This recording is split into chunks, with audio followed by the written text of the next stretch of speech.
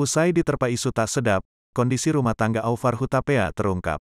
Artis Olla Ramlan diketahui melayangkan gugatan cerai terhadap sang suami, Aufar Hutapea. Ia resmi mendaftar ke Pengadilan Agama, PA, Jakarta Selatan, Rabu, tanggal 23 Maret tahun 2022, kemarin.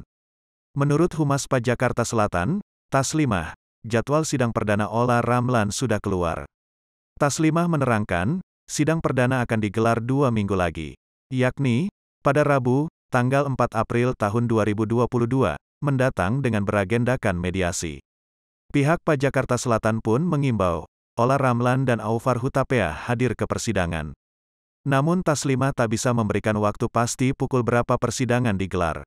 Dan rencana agenda persidangannya perdana yaitu Rabu tanggal 4 April tahun 2022, ucap Taslimah. Namanya gugatan perceraian, maka kedua belah pihak diperintahkan untuk hadir. Di hari pertama persidangan tersebut akan ada agenda perdamaian dan mediasi, pungkasnya.